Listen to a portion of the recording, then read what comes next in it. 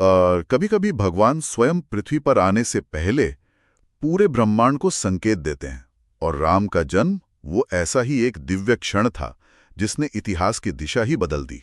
आज हम उसी कहानी की गहराइयों में उतर रहे हैं, और ये सिर्फ एक राजकुमार के जन्म की कहानी नहीं है। नहीं, बिल्कुल नहीं। ये कहानी है धर्म को वापस अपने पैरों पर खड़ा करने की। तो चलिए उस दौर में चलते हैं, अयोध्या नगरी जहाँ का वैभव देखने लायक था।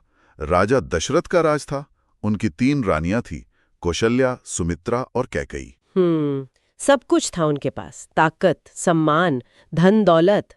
लेकिन एक दुख था, एक कमी थी जो उन्हें अंदर ही अंदर खाए जा रही थी। संतान सुख का अभाव। हाँ, राजा की सबसे बड़ी चिंता यही थी कि अयोध्या का ये सिंहासन मेरे बाद कौन संभालेगा। और आज हमारी कोशिश सिर्फ इस कहानी को दोहराना नहीं है ना। नहीं, हमारा मकसद है उन इशारों, उन घटनाओं के पीछे छिपे मतलब को समझना, वो चीजें जिन्होंने मिलकर श्री राम और उनके भाइयों के जन्म की पूरी पटकथा तैयार की। ये एक खानदान की कहानी से कहीं ज्यादा है। कहीं ज्यादा, ये एक नए युग की नींव रखने की कहानी है। तो चलिए इसे परत दर परत खोलते हैं। कहानी की शुरुआत होती है एक बहुत ही शांत और निजी पल से।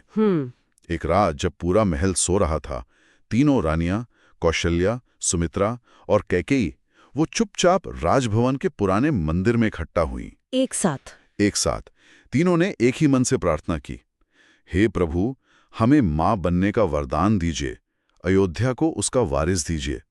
और कहते हैं कि ठीक उसी पल एक अजीब सी बात हुई। क्या? मंदिर में जल रहे दीपक की लौ बिना हवा के झोंके के भी अचानक तेजी से हिलने लगी। अच्छा। हाँ, ये एक इशारा था, एक वादा कि कुछ बहुत बड़ा होने वाला है। और यहाँ जो दिलचस्प बात है वो ये है कि प्राचीन कथाओं में ना ऐसी घटनाओं को महज संयोग नहीं माना जाता। मतलब? तीनों रानियों का एक साथ एक ही इच्छा के लिए प्रार्थना करना, ये दिखाता है कि ये इच्छा अब सिर्फ उनकी अपनी नहीं रह गई थी, ये पूरे राज्य की, अयोध्या की सामूहिक चेतना की आवाज बन चुकी थी। मतलब ये सिर्फ 3 औरतों की प्रार्थना नहीं थी, बल्कि पूरे राज्य की एक गूंज थी। बिल्कुल।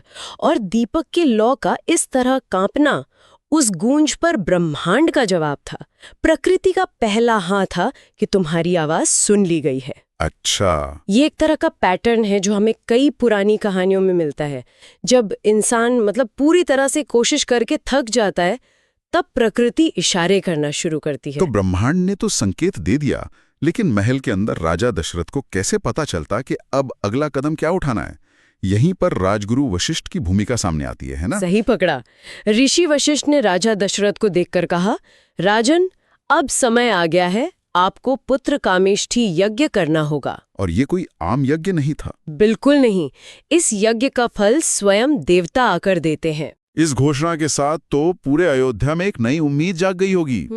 मैंने पढ़ा है कि इस यज्ञ की तैयारियां बहुत बड़े पैमाने पर हुई थी। महर्षि ऋष्यशृंग को खास तौर पर इस महायज्ञ को करवाने के लिए बुलाया गया था। वैसे उनकी कहानी भी अपने आप में बहुत दिलचस्प है। हाँ। पर वो फिर कभी। हाँ। अभी तो उस यज्ञ की बात करते हैं जो इतिहास बदलने वाला था। हाँ, उस यज्ञ की भव्यता की कल्पना करना भी मुश्किल है। वो सिर्फ एक धार्मिक अनुष्ठान नहीं था। तो क्या था? वो धरती से स्वर्ग तक भेजा गया एक निमंत्रण था। एक ऐसा क्षण जहां इंसान अपनी सीमाओं को मानकर दिव्य शक्तियों से मदद मांगता है। और फिर वो पल आया। हाँ। जब यज्ञ की आखिरी आहुति दी गई। स्रोत बताते हैं कि धरती कांपने लगी, हवा में एक दिव्य सुगंध फैल गई और यज्ञ की आग की लपटों से स्वयं अग्निदेव प्रकट हुए। उनके हाथ में सोने का एक बर्तन था जिसमें देवअमृत यानी पायस था।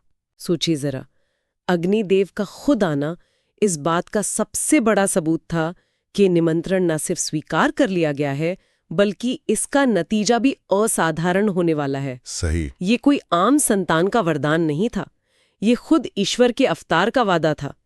अग्नि को हमेशा से ही मनुष्यों और देवताओं के बीच का वो दूत माना गया है। तो उनका आना मतलब संदेश सीधा सबसे ऊंचे पते पर पहुंच चुका था। और अग्निदेव ने राजा दशरथ से कहा, हे दशरथ प्रभु, स्वयं तुम्हारे वंश में आने वाले हैं, इस अमृत को अपनी रानियों में बांट दो। इस धरती को जल्द ही उसके रक्षक मिलने वाले हैं। वाह, मतलब ये तो सीधा सीधा कंफर्मेशन था। बिल्कुल, कोई शक की गुंजाइश ही नहीं छोड़ी गई थी। ठीक है, तो अब कहानी उस मोड़ पर आती है जो मुझे हमेशा से बहुत दिलचस्प लगा है। राजा दशरथ ने वो दिव्य पायस तीनों रानियों में बांटा, लेकिन इसे बांटने का तरीका बड़ा अजीब था। कैसा? उन्होंने आधा हिस्सा सीधे महारानी कौशल्या को दे दिया। हाँ, क्योंकि मुख्य अवतार यानी विष्णु का पूर्ण अंश उन्हीं के गर्भ से जन्म लेने वाला था, ये पहले से तय था, इसलिए उन्हें सबसे बड़ा हिस्सा मिला। सही बात है, लेकिन जो बचा हुआ आधा हिस्सा था उसे उन्होंने सुमित्रा और कैकेयी में बराबर बांट दिया। पर यहाँ एक और ट्विस्ट आता है। क्या? कहते हैं कि कौशल्या और कैकेयी दोनों ने अपने अपने हिस्से में से थोड़ा थोड़ा हिस्सा सुमित्रा को भी दिया। अच्छा, तो सुमित्रा को 2 बार 2 अलग अलग हिस्से मिले। पहली नजर में ये एक छोटी सी घटना लगती है, पर क्या इसके पीछे भी कोई गहरा मतलब छिपा था? ये छोटी घटना नहीं थी, ये तो भविष्य की पूरी स्क्रिप्ट थी जो उसी वक्त लिखी जा रही थी। सच में? हाँ, ये प्राचीन कथाओं में फोरशैडोइंग यानी भविष्य का संकेत देने का एक बेहतरीन उदाहरण है। सुमित्रा को 2 हिस्से मिलने का सीधा मतलब था कि उनके गर्भ से जुड़वां पुत्र जन्म लेंगे। अच्छा, तो ये जुड़वा बच्चों का संकेत था। लेकिन क्या इसका कोई और भी मतलब था? बिल्कुल था, और वो मतलब और भी गहरा है। सुमित्रा को कौशल्या और कैकेयी दोनों से हिस्से मिले। इसका मतलब था कि उनके दोनों बेटे लक्ष्मण और शत्रुघ्न अपने अपने बड़े भाइयों यानी राम और भरत की परछाई बनकर रहेंगे। वाह! लक्ष्मण, जिन्हें कौशल्या के हिस्से से शक्ति मिली, वो राम के सबसे बड़े सेवक बने, और शत्रुघ्न, जिन्हें कैकेयी के हिस्से से शक्ति मिली, वो भरत के सबसे करीबी साथी बने। मतलब हर भाई का किरदार, उनका रिश्ता, उनका कर्तव्य, सब कुछ उसी प्रसाद के बंटवारे के साथ तय हो गया था। कुछ भी अचानक नहीं था। कमाल है, मतलब जन्म से पहले ही ये तय हो गया था कि कौन किसकी ढाल बनेगा, कौन किसका साथ देगा। तो अब मंच तैयार था, प्रार्थना सुनी जा चुकी थी, यज्ञ सफल हो गया था और दिव्य प्रसाद भी बट चुका था। अब बस इंतजार था उस पल का जिसका अयोध्या को सदियों से इंतजार था। और वो पल आई गया। चैत्र महीने की 9वीं का दिन। स्रोत बताते हैं कि उस दिन अयोध्या में जैसे बिन मौसम बसंत आ गया था। फूल खिल उठे थे। हाँ, हवा में हल्की हल्की खुशबू थी और दोपहर के वक्त अचानक आसमान में एक सुनहरी रोशनी फैल गई। और उसी पल महारानी कौशल्या के गर्भ से श्री राम ने जन्म लिया। उनके जन्म का वर्णन बहुत खास है। ये किसी आम बच्चे के जन्म जैसा नहीं है। बिल्कुल नहीं। कहते हैं उनके जन्म लेते ही चमत्कार होने लगे।